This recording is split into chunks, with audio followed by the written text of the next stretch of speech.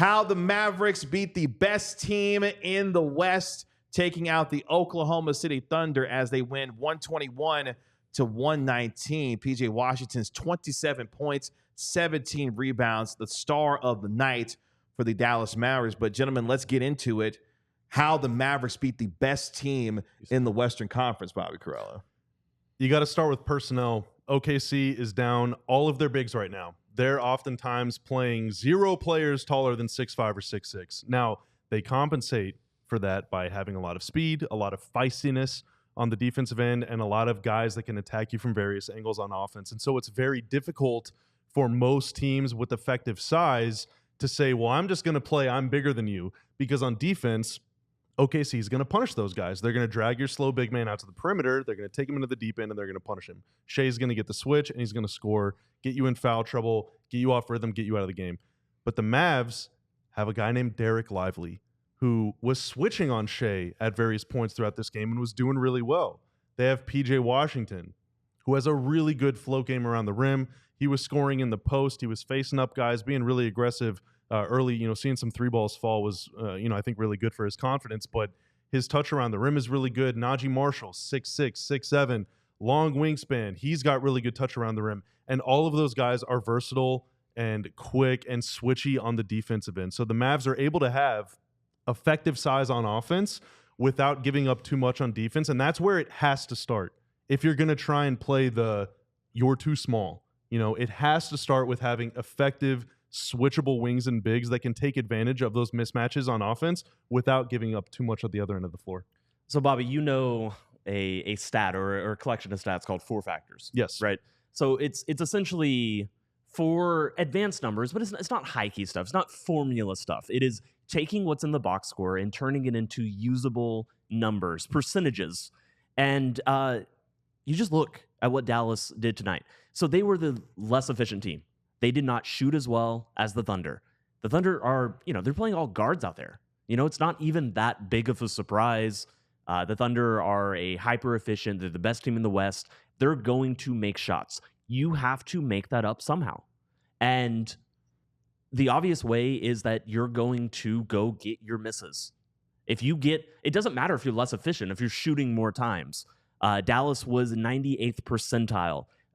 For every 5 shots, more than 2 of them, they were getting back, getting offensive rebounds, taking another shot.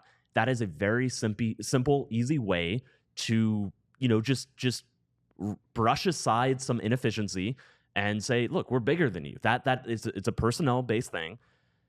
Oklahoma City, the other thing they do so well defensively is turn you over. They have the best hands in the league. This is a very, very, very good team. And quite frankly, Caruso being out was a huge loss for them. Huge loss for them. Yeah. I think the Thunder, against teams who have lively-like players, and there's not too many lively-like players in the NBA, but against teams that have that, the Thunder are going to struggle a little bit, at least until Hartenstein gets back. And I think once Hartenstein gets back, that's going to normalize things for their team. Obviously, Jalen Williams, the center, that's going to help things as well. They just don't have centers, as you said, Bobby. But it's so important that you don't turn it over. And Dallas did. Dallas was not perfect on that end. You can't go into a game against the Thunder and expect to be perfect on that way. In fact, the final possession, it came down to a jump ball, not a turnover. But that was a situation where, the Thunder just get hands on the basketball in ways that you don't expect. But to finish this game with 16 turnovers, even though Dallas is playing big, they're playing with centers who don't have the dribble skills. They don't have, quite as much awareness, at times of when there's going to be a guard swooping in from behind to knock the ball out of your hands. To finish with 16, that's acceptable. And the other thing that happens when you're just playing bigger players, you know what you do? Think about playing pickup when you're going up against somebody and they're taller. You foul that dude. You foul that dude so many times. 36 free throws is a lot. That equals out to a free throw rate, one more of the 4-factor stats, of 35.7% and 97th percentile. So Dallas is maxing out in these 2 stats, offensive rebounding rate and free throw rate, and they're doing enough, not turning it over. That to me is a recipe to beat this Thunder team when they're down all these players. Look, the Thunder are amazing, and they're going to get their players back. We'll see about Chet. The idea is that he's going to be back later this season. They are going to struggle without him, and they're especially going to struggle against teams like this. You know what the game looked like?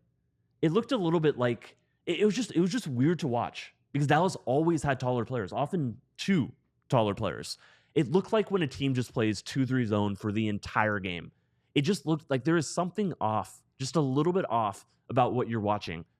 And what it was is that Dallas just always, for every second of every possession for 48 minutes of the game, had taller players, and you could just see that size show up over and over and over again. Not every team could do that.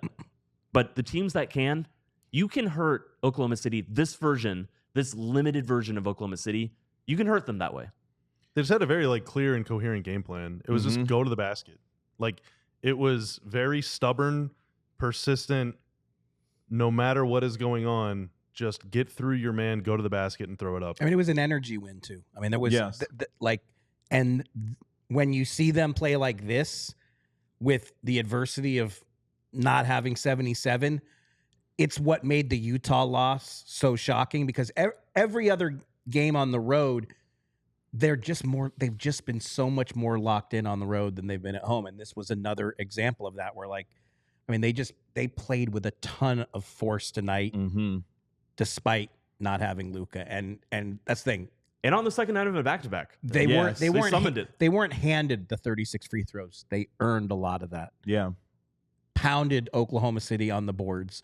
And just that was the pathway to win, given the circumstances. No Luka, second night of a back-to-back. And so that's, again, why I think you can throw out the ending because, they survived. Okay, the ending was not good. But another secret thing that really helped them tonight? It's going to sound so dumb. Entry passes. Spencer Dinwiddie made some really nice ones. How many good entry? So look, if you're taller, you're going to have your big ceiling. You're going to have the guy run to the rim and be like, too short. And just, go get the post positioning. Oklahoma City has the best hands in the league. So many of their guards, even though they're shorter, are still long enough to reach around, poke balls away. You have to deliver that pass in there if you're going to get the easy point out of it. And you also have to be very aware, very quick.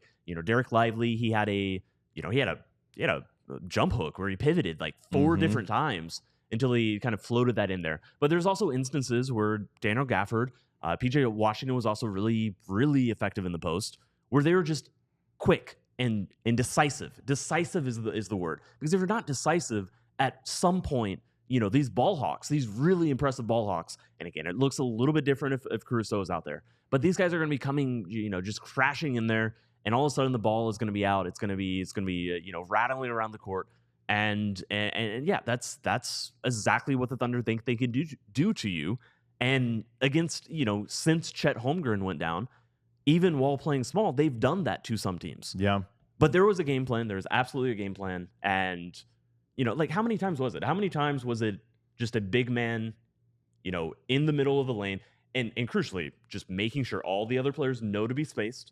They know to clear out. They know to let that big man have a chance to do it. Don't cut into the lane. Don't take their space. If you bring a second defender, that's the scenario where all of a sudden that ball is going to get poked out. I just completely co-sign what you said, Bobby. It was a very coherent, it was very clear game plan, and it worked. Never a doubt. Never a doubt. I mean, in a couple of numbers that speak to what you guys are discussing, particularly when it comes to the energy factor, you look at the second chance field goal makes and attempts that they had. The Mavericks had 15 second chance field goal attempts and made 8 of them for a 53% clip. The Thunder only had 7 second chance field goal attempts and only made 2 of them at a 28% clip. And to the point about making sure that you're limiting easy opportunities for the Thunder who like to get out in transition, Oklahoma City only had 6 fast break points in this game. So your ability to close out possessions and ensure that you're getting back on defense on makes, but also limiting them in terms of the opportunities to be able to get easy buckets as well. I thought the Mavericks, from an energy standpoint, the way that they collectively, as Mark discussed, put their stamp on this game with their will and their force, that showed up in a lot of these numbers based off of what they were able to do and keeping a very athletic and a very quick and a very stingy defense when it comes to Oklahoma City. I thought the Mavericks came out and played the kind of game that they wanted to based on the personnel that was available to them, and they executed that to perfection in this game. Kevin, it's really hard to get a ton of second chance points and contain the other team in the fast break. Yes. Because normally, if you're just crashing the glass with all your might, you're sending 2 or 3 guys to try and scoop up second chances, and maybe a guy misses a layup, he ends up out of bounds, so now you only have 1 or 2 guys to get back. But because the Mavs just had all the size, they only needed to crash the glass with 1 guy. Mm-hmm. Just whoever the tallest guy is that's close to the rim, just put your hands up and jump as high as you can. You're going to come down with the ball. Yeah. So they were able to have 3 or 4 guys go back in transition and not risk getting burned the other way. And that's really tough to do against OKC in particular because they're a top 5 fast break team. Like, they get out on the open floor. They got a bunch of guards. All of them can dribble. All of them can shoot. Like, all of them can pass. They're really, really tough to contain. So, again, that size just mattered so much. And then defensively, it was kind of the same thing. You know, the Mavs are switching as much as they did. Lively or Gafford or PJ or whoever, like, all these bigs are ending the play 25, 30 feet from the rim to contest these threes. But the Mavs still have the second and third tallest guy on the floor behind them. Mm-hmm. So you could switch and contest shots without freaking out about, oh, my God, we're going to give a putback dunk ourselves. Because OKC does not have anyone that can do that. So, again, it is just commitment, annoying, stubborn commitment to the game plan of just, I'm taller than you. What are you going to do about it? That's exactly what I wanted to bring up. The other end, the rebounding on the other end was just as important as the offensive rebounding. This is a team that is bonus stunk at rebounding Again, most of the year. 6 fast break points for both teams. Just 6 apiece. But Dallas, here's the thing. If you know because of the size that you're going to have that offensive rebounding advantage, don't be dumb and give it right back up just because you want to leak out, just because you've got the tallest people on the court, so you assume that you're going to go get those misses. Dallas did not do that. Dallas made sure that I just honestly, I was really impressed with the defensive rebounding. Offensive rebounding has been an issue for Dallas all season. And again, this is a little bit playing on easy mode, but you can't get too ahead of yourself. You can't start trying skill moves you've never tried on FIFA. Just because you're playing easy mode on the computer. I don't know what this analogy is. It's the last video game I played. You making it work. You making it work. It's not perfect. But Dallas made sure that this was a committed rebounding effort on both ends. Everyone boxed out. Everyone boxed out. Yeah. Yeah. I Go mean, back and watch some of the garbage that happened in the Utah game. How many guys are just like, I'm not interested in finishing this possession. Mm-hmm. I'm going to hope it comes to me. There was an offensive rebound against the Jazz that Jordan Clarkson took a top of the key 3. The ball bounced off the front of the rim, off of the floor, back to Clarkson. Like, that is the kind of stuff that is going to make you pull your hair out. And they said, we're not letting these little guys do that to us tonight. The Mavericks were a plus 13 in the defensive rebounding category, out rebounding them on the defensive glass, 35-22. Again, speaking to the commitment that the Mavericks had on the glass, they did the same thing against the San Antonio Spurs. But again, when you get the chance to play to your personnel strengths in a game where you're looking at Oklahoma City and saying, we have a size advantage, it's upon the team to execute that. And when you do it at a high level that they did, not only did you earn yourself opportunities at the free throw line, but you earned yourself second chance points in this game where you had 24 second chance points to the Oklahoma City's 7, a plus 17 in that category. Again, speaking to effort and execution based on the advantages that you have. And again, you couldn't do that better, Mark, based off of what the Mavericks were able to do in this game. Sorry, I got distracted. I was talking to a source, so somebody picked me up here. Ooh. I can't tell you what it was. Oh, no. Can you tell us who it was? Yeah. Talking to. Is that what a journalist does? No, that's what the head of content does. Okay, Mark, I Interesting. do want to like rewind a little bit because like back to that Utah game, stunner loss, as much as this was a stunning win. You said after that game, you had people around the league saying, what the heck is going on in Dallas? And like, this is 3 days ago. That's a good point. I have not yet gotten a text. Ooh, the haters are staying silent now, Yes. huh? But it's just like 3 days ago, we Right. thought that the sky is falling, the season is over, this team sucks, fire Kid, trade Luka, Kyrie is washed. Like, and now all of a sudden it's like they just beat the best team in the West. And this was the only game on to. Oh, no. No, not quite. But it's like, what can a win like this do There were to other NBA games. What can a win do like this to kind of like No, repair that's the the vibes? thing. I mean, vibes has got to be huge. I mean, they can walk back from Oklahoma City after a win like this. Because, like I said, last night I didn't feel like there was a ton of optimism that they were going to OKC to get a win. And they found a way to get it done. That is how the Mavericks beat the best team in the West with their 121-119 win, their second straight win, completing their home road back-to-back. We all silly like the mayor.